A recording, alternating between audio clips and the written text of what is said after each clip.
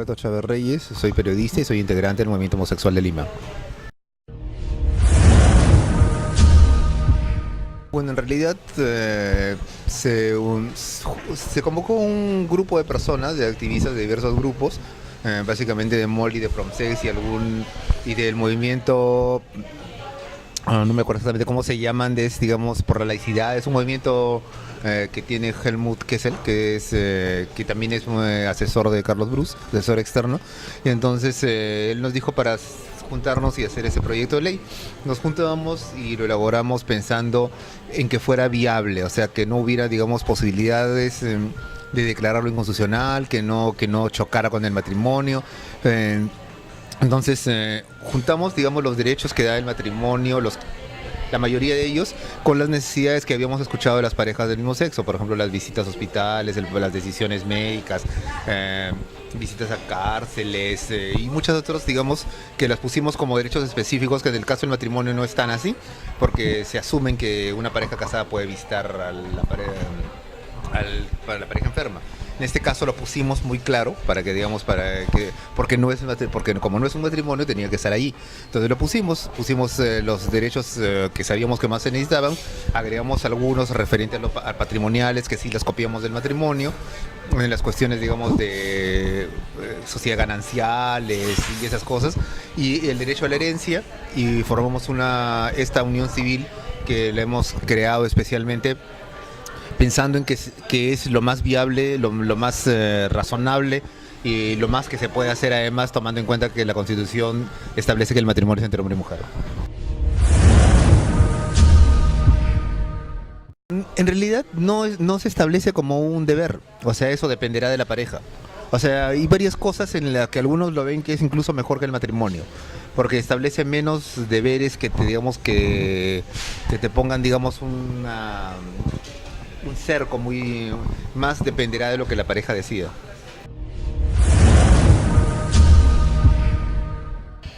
Porque como decía la Constitución, según los constitucionalistas, establece que el matrimonio es entre hombre y mujer. Entonces, cualquier proyecto de matrimonio igualitario sería descartado de inmediato por ser inconstitucional. Entonces, si no se cambia la Constitución, no podemos tener matrimonio igualitario. Y además, en todos los países donde tienen matrimonio igualitario, creo con la excepción de Sudáfrica, primero tuvieron unión civil. O sea, siempre es un paso, porque eso ayuda a que la sociedad se vaya acostumbrando y que vea que porque las parejas de lesbianas y gays se unen civilmente, no se acaba el mundo, no desaparece la familia, ni pasa nada catastrófico.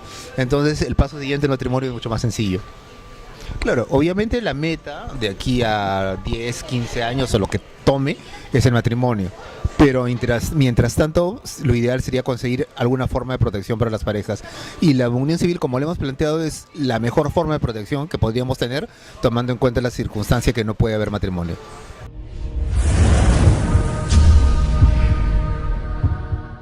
Claro, no es muy fácil, pero tampoco es imposible.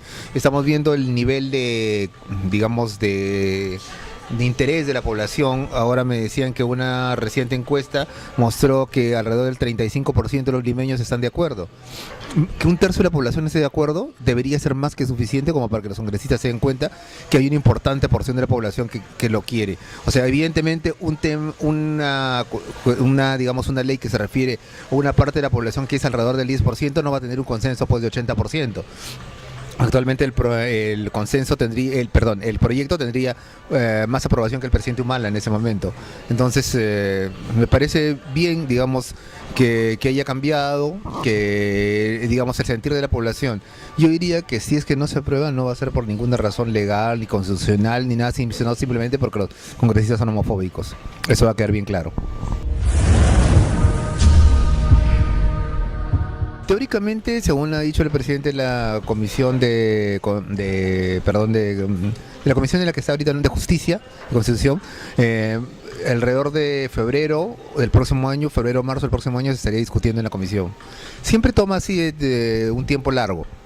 Además, eso no da tiempo para armar una campaña fuerte a favor. Esperemos a ver qué pasa, pues, ¿no? Bueno, el primer proyecto que se presentó en el Perú fue en el año 1993, creo que fue uno de los primeros en el mundo, cuando estaba debatiéndose la actual constitución, la que justamente prohíbe el matrimonio, o sea, porque establece que el matrimonio es entre hombre y mujer. A uno de los constituyentes de izquierda, ahorita no me acuerdo el nombre, que era un médico que había ido por el Frente Unido de Izquierda, me parece, se le ocurrió el debate decir que en donde se establecía el matrimonio, debía decir que era entre dos, el matrimonio era la unión libre entre dos personas independientemente de su orientación sexual, lo cual en pocas palabras hubiera sido abrir el matrimonio para todos. Y él decía que las parejas homosexuales deberían poderse casar por una razón un poco extraña, entre otras decía porque así también se evitaría de la propagación del VIH, él decía. Entonces, obviamente le dijeron de todo, en la prensa lo insultaron, maricón, le dijeron de todo, la constituyente también, y al final no pasó, evidentemente, y probablemente esa fue la razón también por la cual pusieron este candado, ¿no?, de que el matrimonio es entre hombre y mujer. Entonces, esa fue la primera propuesta. En el año 2003, Marta Moyano presentó otra propuesta que era una copia exacta de la ley de unión civil que se había establecido en Buenos Aires en el año 2002. La copia era literal, o sea, contejamos ambas y era igualita.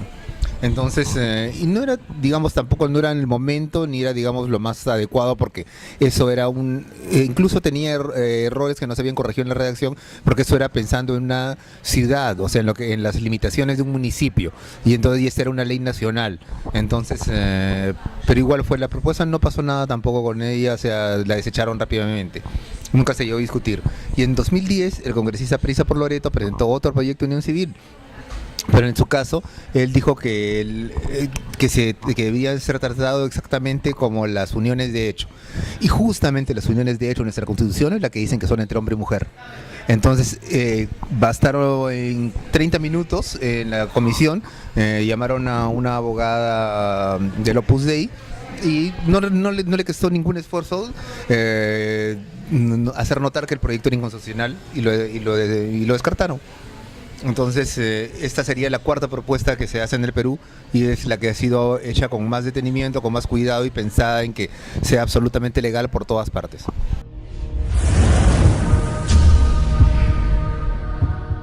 En otros países donde es federal, como en Argentina, por ejemplo, la ciudad de Buenos Aires tiene la calidad de provincia. Entonces, o sea, es igual que una provincia argentina y Argentina es un estado federal. Entonces, Buenos Aires podía crear una figura semejante al matrimonio, un registro de parejas. No podía crear matrimonio también porque eso es una competencia del gobierno federal. Pero por eso es que antes de que sucediera el matrimonio igualitario, varias provincias de Argentina tenían formas de uniones civiles. No, aquí somos en estado unitario, no es posible. En España también antes del matrimonio igualitario en el 2005, desde el año 98, Cataluña, Andalucía y varias otras autonomías tenían uniones civiles. Tampoco no podían crear matrimonio porque era solo cuestión del gobierno central, pero podían crear otras formas. Y hubo eso.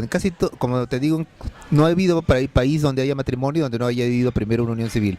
México Distrito Federal también en el año 2004 más o menos tuvo una unión civil que se convirtió en matrimonio hace un par de años.